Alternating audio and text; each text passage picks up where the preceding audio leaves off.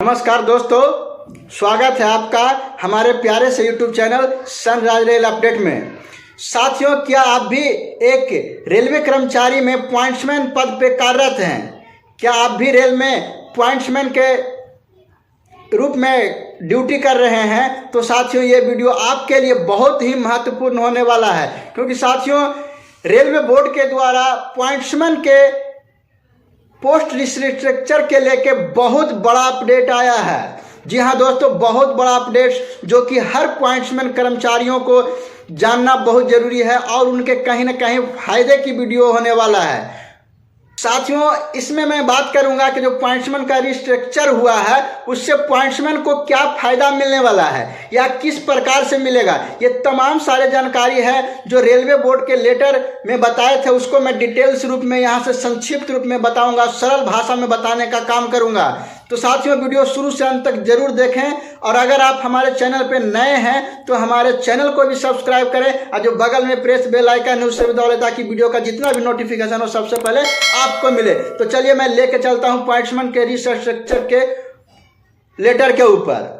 तो देखिए साथियों, इसमें मैं बात करूंगा कि जो लेटर में है कि किस पदों को फायदा मिलेगा, क्या सैलरी में बढ़ोतरी होगी, प्रमोशन किस प्रकार से होगा, कितने दिनों के बाद प्रमोशन होगा, ये तमाम सारी जानकारी मैं इस लेटर के द्वारा देने का काम करूंगा।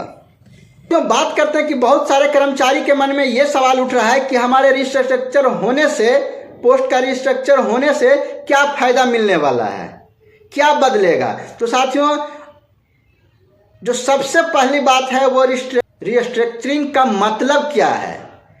तो साथियों, कैडर रिस्ट्रक्चरिंग का सीधा मतलब यह नहीं है कि सभी कर्मचारी की पोस्ट को प्रमोट कर दिया जाए, ग्रेड पे तुरंत बदल दिया जाएगा।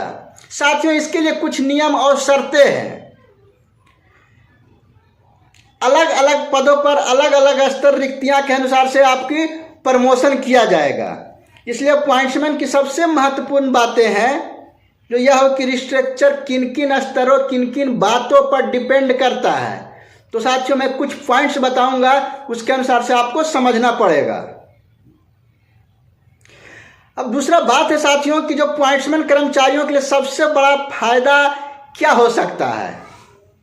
तो साथियों, जब रिस्ट्रक्चर में हायर लेवल पदों का प्रमोशन बढ़ता है तो सीधे फायदा कैरियर प्रोग्रेशन में देखने को मिल सकता है। जो आपकी जो कैरियर है उसके ऊपर जो प्रमोशन का लाभ है वो देखने को मिलेगा, यानी योग्य कर्मचारियों को आगे बढ़ने का अवसर मिलेगा। जो रेलवे में पॉइंट्समैन में जो अच्छा प्रदर्शन करेंगे उनको अवसर ज़्यादा मिल सकता है, जल्दी मिल सकता है।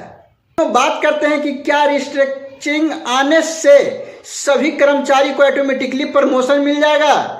तो साथियों, बिल्कुल ऐसी बात नहीं है। इसके लिए साथियों आपकी योग्यता, वैकेंसी, सीटें, ये तमाम जो आपकी जो कार्य करने की शैली, क्षमता है, वो सभी को देखते हुए ये निर्णय लिया जाएगा कि किसको प्रमोट किया जाए, किसको नहीं किया जाए। तो इसलिए साथियों, पॉइंट्समैन में अगर आप काम कर रहे हैं तो अभी से जो अपना जो लक्ष्य है, कार्य करने की कार्य क्षमता, शैली है, उसको बरकरार रखें और किसी प्रकार का गलती ना करें। बात करते हैं साथियों कि क्या इससे सैलरी बढ़ेगी, क्योंकि साथियों सबसे ज़्यादा पूछे जाने वाला सवाल यही है कि क्या इससे सैलरी बढ़ेगी।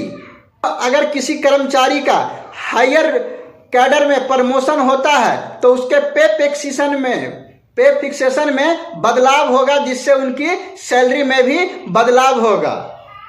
लेकिन साथियों, केवल कैडर रिस्ट्रक्चरिंग से हर कर्मचारी की सैलरी भी तुरंत नहीं बढ़ जाएगी, क्योंकि प्रमोशन होगा उसके बाद ही ये प्रक्रिया आएगी और सभी को एक साथ प्रमोशन दिया नहीं जाएगा। जिस तरीके से पोस्ट और वैकेंसी होंगे उसी प्रकार से आपको दिया जाएगा। अब चौथा बात करते हैं साथियों, सबसे महत्वपूर्ण बात, इंपॉर्टेंट बात, कि रेलवे बोर्ड से रिस्ट्रक्चरिंग संबंधित निर्देश आने के बाद अगला महत्वपूर्ण चरण कौन सा होगा।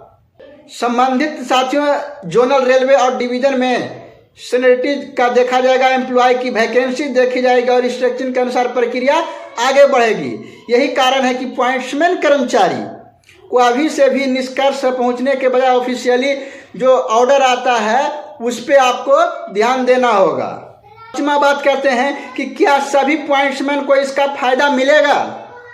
पहले था कि पॉइंट्समैन को फायदा मिलेगा कि नहीं मिलेगा, मैं वो बताएं। अब मैं बात कर रहा हूं साथियों कि क्या सभी पॉइंट्समैन को इसका बेनिफिट मिलने वाला है या नहीं मिलने वाला है।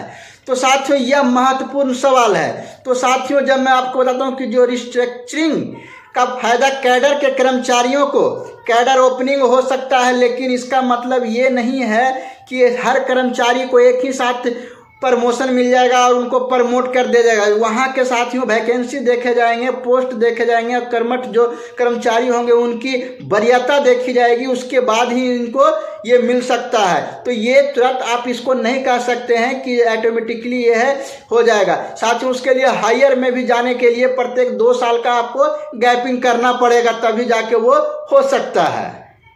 इसलिए साथियों आपको अपने सर्विस रिकॉर्ड की सीनियरिटी बाई पे विशेष फोकस करना है, तभी जाके आपका कुछ हो सकता है।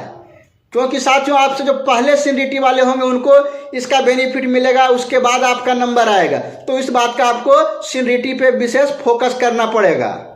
दोस्तों मैं इस वीडियो के जरिए मैं बताना चाह रहा हूँ लास्ट में कि साथियों आप जो भी जिस जोन में या जिस डिवीज़न में कार्यरत हैं वहाँ के रिस्ट्रक्चरिंग कि जो प्रक्रिया को बिल्कुल भली भांति समझें और अपनी वरीयता सूची पे जो ऑफिशियली है उस पे ऊपर फोकस करें कि क्या हमारी वरीयता है, कब हमें मिलने की संभावना है। इस प्रकार के ध्यान आपको देना है, ना कि सोशल मीडिया पे जो अफवाहें फैलाए जा रहे हैं उस पर आपको ध्यान देना है।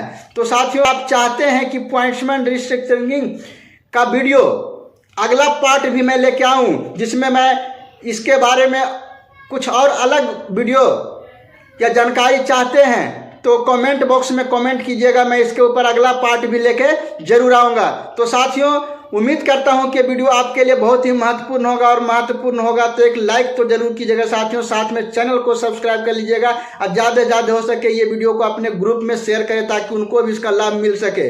तो साथियों मिलते हैं एक और अपडेट भरे वीडियो के साथ, तब तक वंदे मातरम, जय हिंद।